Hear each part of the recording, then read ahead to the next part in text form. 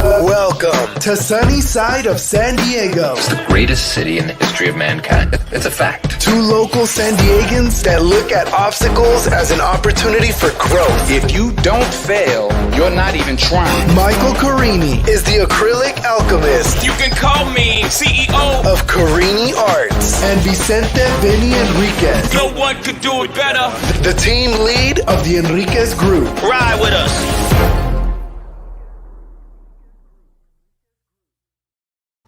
Hi, you sunny side of San Diego listeners. My name is Vinnie, my co-host over here. Still a very tired Carini. Oh my gosh, man, sleeping in, huh? It's 7:15 already. No, this is my early day. See, that's the thing, though. Everything's about perspective because my early day would be a ridiculously late day for you. Oh no, I know. It's funny because, like, yeah, I'll wake up early. Like my clock, basically, just like internal clock, just gets me going. I mean, usually about like 5:30, if I don't set my alarm. But it's like at nighttime, right? For like work, if like someone reaches out to me like at 8 o'clock or later, I'm like, are you serious? It's 8 o'clock. Come on, guys. What is this, like a party animal? Like, so it's definitely all relative with everything. I have to have talks with my girlfriend about messaging me late too, because she was messaging me at like 9 o'clock, and I'm like, I have to be up at 6 o'clock tomorrow. And she doesn't get up until some days. Like, I went running over the weekend, and I was finishing up, and I got out late, and I'm back at like 11:30, and she's messaging me that she just woke up, and I'm thinking, oh my God, the day's halfway gone. I mean, I feel glad when the day is a quarter of the way gone. No, I know it's crazy. Well, especially when you're like, I mean, I know we've talked about it before, and we're gonna get on to the topic, but the idea of waking up early, getting all my getting a lot of stuff done, check my emails, following up with things, and then 8 o'clock, 8:30 rolls around. I have my team meeting at 9 with my team members, and it's like, oh my gosh, I accomplished. I basically had 2 hours of work already. Got a workout in. I'm ready to go for the day. Like, I mean, so it's nice to at least get that out of the way before you're coming across other people and having to do stuff that might pop about, because that's what happens in the day. I mean, you're like, oh, I got to answer this call, or I got to deal with this. And it's harder to keep your schedule together, I think, as the day progresses. Well, I would say this is pretty much on topic because we're talking about relationships today. And that's one of the discussions that I have in my relationship is me being a schedule-oriented person is knowing what I'm working with. Yesterday, we were supposed to have some plans, and she is not really a planner. She's just a spur of the moment do things type of person, and things got changed up, and it shifts and shuttles my schedule around. And that gets to be one of the obstacles and the things that gets frustrating for me, because I want to know what I'm working with, when I need to be done with things.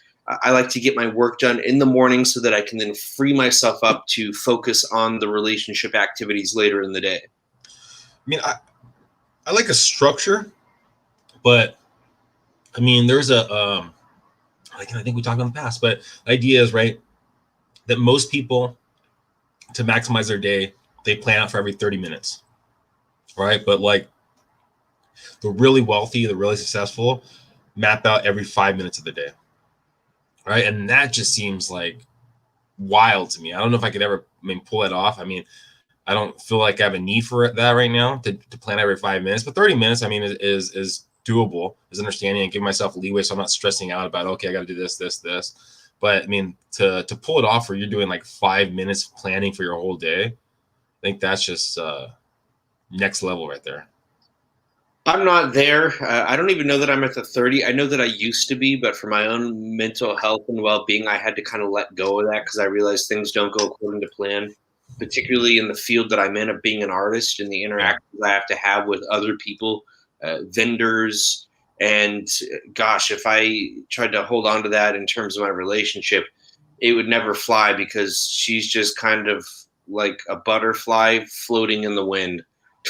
Well, I mean, we've talked about in the past that you got a lot of publicity on the news channels because you were the one artist that was actually on time and responsive, right? Oh, so and I can be. Yeah, and I absolutely can be. So I am reliable and dependable for those things. And Same thing in the relationship is when I say I'm going to be somewhere at a certain time, I'm going to be there. Her mom visited a couple weeks ago, and I told her that I needed to know a schedule, what time we were going to do things. And she was kind of like, well, we don't know what we're going to do. We're just going to do it when we're going to do it. And I'm like, okay, well, if you want to include me in it and you don't have to, it's okay to do your own thing. But if you want me to be a part of it, I need to know specifically what time. And then when she told me times for certain things, I said, okay, I'm going to be here at this time. And I remember one of the days I was supposed to pick them up, and I was like 2 or 3 minutes late. And I called to let them know that I was going to be 2 to 3 minutes late. And I know that she thought that it was ridiculous because she's the type that'll just stroll in when she strolls in. It's like, hey, when I get there, I get there. Yeah, I mean, and that's the difficult part about it. It's timing everything. Like, so going back to the idea of with artists, right? There's a big portion of, I guess, of the artists that aren't on time, right? And then in real estate, there's actually a script you use when you go to listing appointments and saying, hey, we had an appointment at this time and it's this time right now, right? Reiterating the fact that basically you're on time because most people that are going to interview are going to be late, right? In my field. So it's funny how just showing up, right, will give you that extra kind of oomph, right? That extra like, oh, wow, kudos. Like, so, and I think that's, always the difficult part, not just in relationships and like partners, like your significant other, but also with friendships. I mean, like that's one thing that gets under my skin a little bit is that if you have a set meeting or for a coffee appointment or whatever it might be, and they're 5, 10, 15 minutes late, and that's understandable if it happens every one time. But if it does happen, going, hey, I'm so sorry, I was late. But if it's consistently happening, the way I kind of take it, and I don't know if you look at it differently, is I go, well, they feel that their time is more valuable than my time, and that's why they're basically not on time. I used to think that, and then I have, in my older age and wisdom, come to realize that some people just don't see time the same way, and some people don't value their own time the way that I value mine. I know what I want to get done when I want to get it done, and so when I'm task-oriented and focused, I will get that stuff knocked out. But I've been around enough people to see that there's not always malicious intent to it, or even really any intent. Some people really do just float by the seat of their pants and go through life, and time just goes where time goes, and what happens, happens. But I am a bit more structured and organized, and so I'm kind of, I don't want to say finding the balance, because I think balance is a term that I don't like to use a lot. I like the idea of being well-versed in a lot of things, but balance, to me, when I think of balance, I think of it means that the scales are right in the center, whereas I think to be the best at anything, you almost have to be at an extreme end. I don't necessarily think an extreme. I go with the idea of the balance. I think that, I've talked about it before, and maybe not in here, but I've talked to other friends that I have friends that pull me in different directions, right? The people in my life, some people that are very like, I live in the moment, don't plan for the future. I'm just going to do it. Right. And that's great. Because then it allows me to enjoy those moments. But if you live in that moment for too long, it could be chaos, and down the road, you're not going to have a future. Right. And other people that never live in the moment, right, they're always living for the future and saying, hey, I'll do it tomorrow. I'll do it the next day. I'll plan for tomorrow. I'll save this money right there. And that's good. But you're not, what if something happens and you can't enjoy the moment? So it's like finding that balance in between. Same thing with like work, fun, work, religion, work, family, whatever it might be, finding that balance of all the difference of avenues in relationship too, finding that balance. If you stop painting and just spent all your time with your partner, right, you'd be broke, right? At least, you wouldn't have it. So you have to have some kind of balance of work and basically relationship life. Well, I guess when it comes to balance, I would say you have this scale, and rather than stay towards the center, I go from one end to the other like that, because what you just said that you think I wouldn't do is actually kind of what I do. And what I feel that I have to do is, when I am in the process of doing studio work, I am 100% focused on that studio work until I get something done. And then when I reach a point that I can stop, I stop, and then I do this other thing. I don't really have a way of intertwining the two because I feel like it separates my focus, and I can't really focus on either thing. So in order for my mind to be able to pause enough to actually enjoy things, I have to be at a stopping point. But that's why it's so important for me to have a schedule of when I'm going to have my starting point, when I'm going to have my stopping point, when I'm going to be done, and when I'm going to be fully engulfed in this certain type of activity. Well, so it's not a balance in the moment. It's a balance in the day or a balance in the week, right? So you're basically it's a balance on a greater scale, I would say. Yeah, so it's not necessarily because I mean, I've thought about that, trying to find ways I can find balance in. Oh, I love doing this, and this is what pays the bills. Okay, where's that balance in between? How can I pull that out? And, I mean, that's a very difficult tightrope to do. I mean, there's probably people that. I mean, what's something really fun that you like? Let's say the zoo, right? Going to the zoo, right? Walking around the zoo. I bet if you did that, I know you go jogging there a lot. But if you did that every single day, that was your job, that was your work, over time, you'd be like, oh my gosh, I got to go to the zoo this morning. I mean, we get burned out on anything fun we do consistently over time. If you did that every single moment, you would probably get burnt out, right? So I remember before the pandemic, I would go to the zoo during the summer every single day. I would go walk there with my neighbor, and I was cool with it. But now I don't go at all, and part of it has to deal with the having to make reservations and the restrictions. And but no, I am built a certain way where I could probably do the same thing for the rest of my life and be content for the most. I mean, every once in a while, I guess, yeah, I'll change it up. But if you told me, hey, you have to go do this every day for the rest of your life, but it's something you generally enjoy, I would still enjoy it. Yeah, I mean, I don't know. I think there's things in our life that if you do it consistently over time and don't have somewhat of a balance of it, saying, okay, well, I'm not going every single day. I'm going to go every couple of days. I'm going to look at something new there. But you're seeing the same consistent thing, and it gets repetitive over time. You just are going through the motions, I guess. And I'm trying to think of, That is true, and I mean, it's true of relationships too. Is if we do the same thing all the time, that we do get to this point of just going through the motions. And so I think every once in a while you have to catch yourself and pull yourself out and actually contextualize things and dive deeper into the relationship.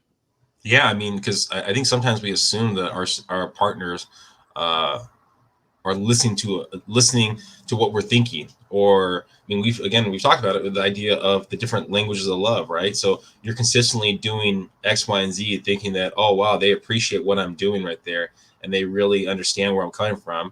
And then you actually have those moments where it's a shake up, and you go, oh, you didn't see what I was doing? You didn't see what I was doing? No, I want you to do it like this, and I want you to tell me this, and so it's yeah, I think trying to find those shakeups every once in a while, so it's not basically just going through the motions of the relationship. I'm guilty of that a lot. I'll think that, oh, we've done this for a while. This is sort of what we do. Therefore, she is enjoying this because she thinks like me, when I have to remember she does not think like me at all. And so what I'm feeling or what I'm thinking may not be remotely close to what she is thinking or feeling. And so I have to remember to pause once in a while and ask very specific questions. And that's just something that I've learned from past relationships, good and bad. Well, I think our relationships that we've had, I mean, just friendship relationships and more partner relationships shape us to who we are. We learn from those. Hopefully you learn from those ups and downs of those relationships and see, okay, well, what could I have done different in that relationship, and how could I do something different in the current relationship to make sure that my partner is getting the love that I want to provide. Yeah, and so I've had to learn to allow her to take me on these, I call them adventures. It's just stuff out of my comfort zone. But the other day she wanted to go to Old Town on a whim, and I'm like, okay, we'll go to Old Town. So we went to Old Town, walked around, did some stuff, and I know she's going to be tired out within 30 minutes because of how she is, and she's going to want to take a nap. So anytime we go to do something or one of her activities, I know, like, okay, well, it's not really going to take that long, so let's go do that.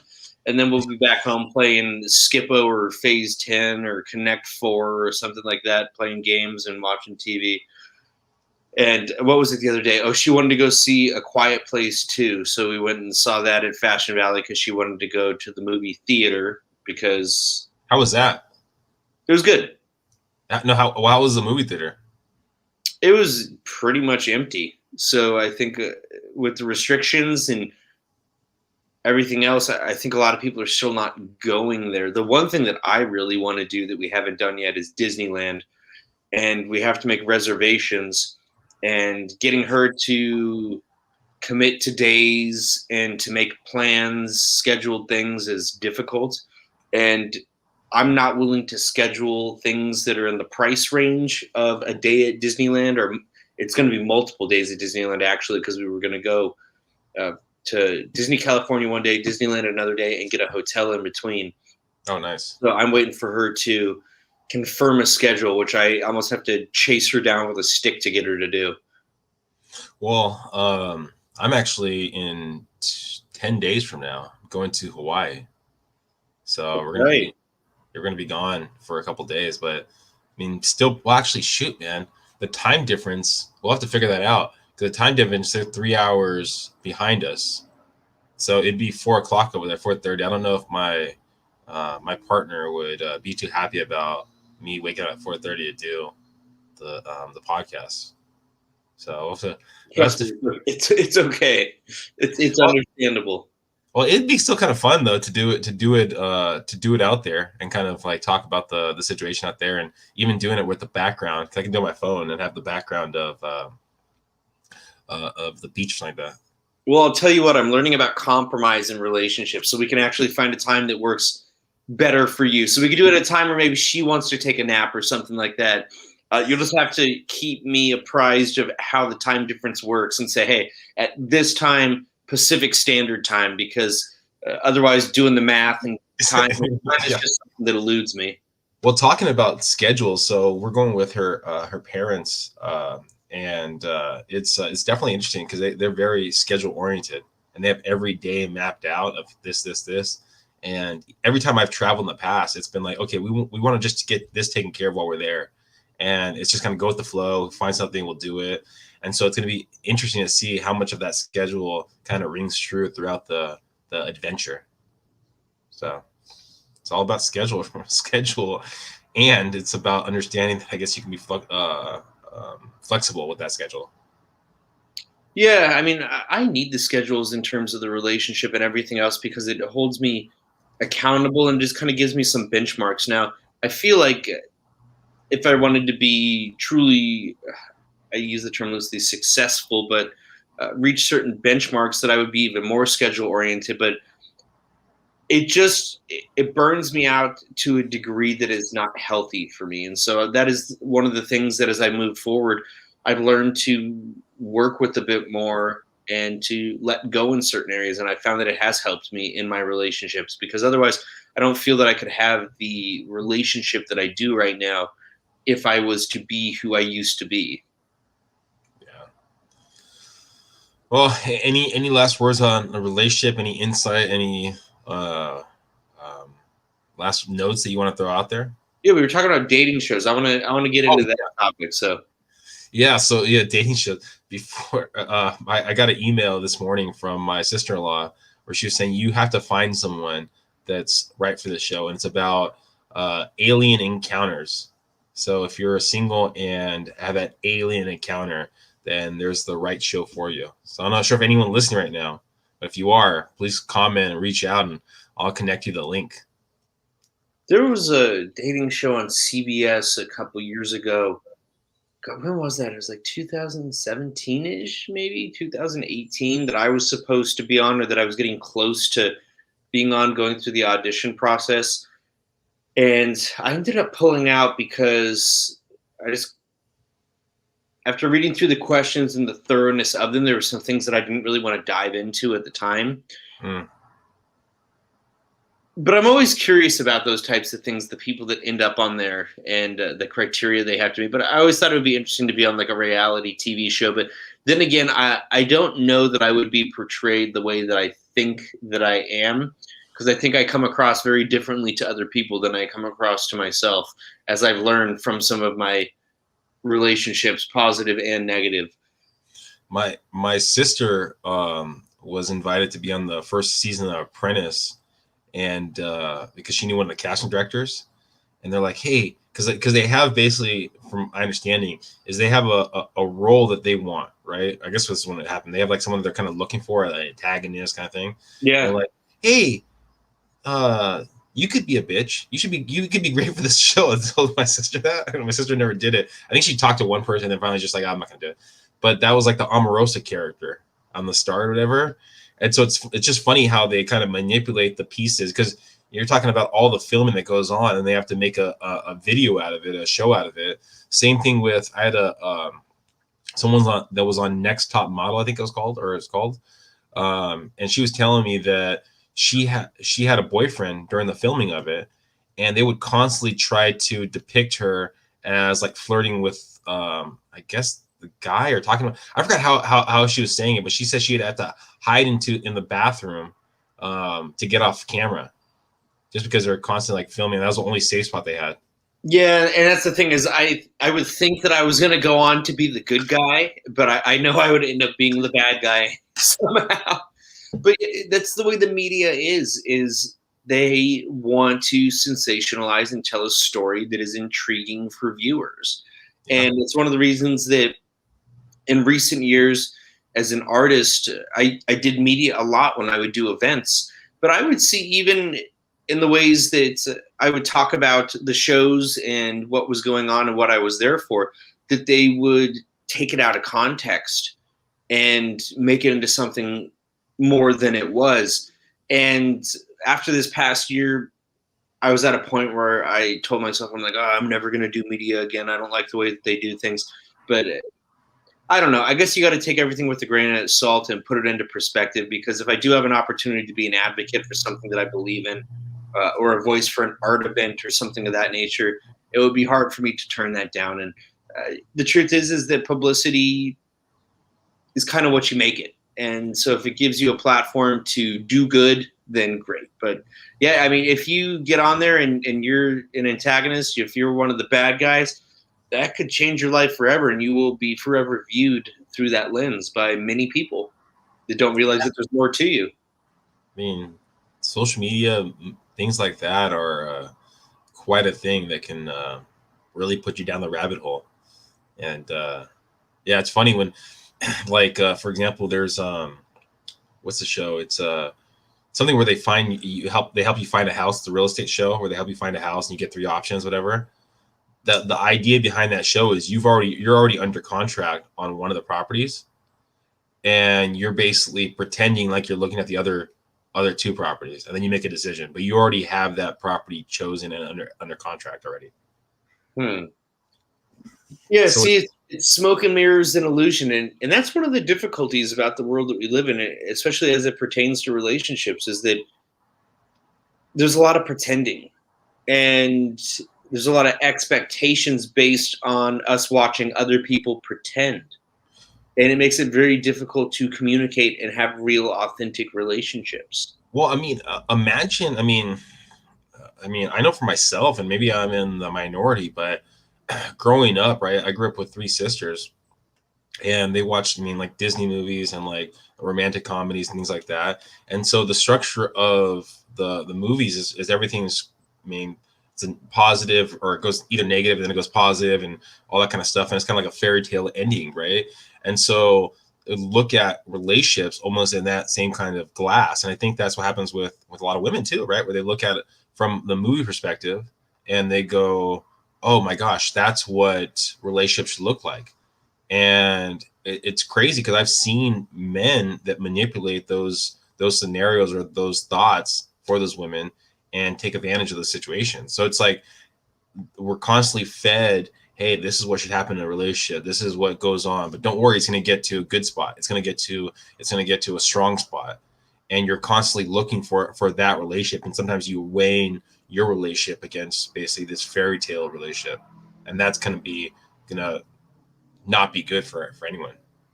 I think that's absolutely true, because I was having a talk the other day and we were talking about the direction of things, and her expectations were very much in line with what you would see on a movie. And I had to have a talk about how things don't always go on that type of trajectory, that there are different types of relationships that have different, not to say that they don't end up in the same place, but different paths to getting there.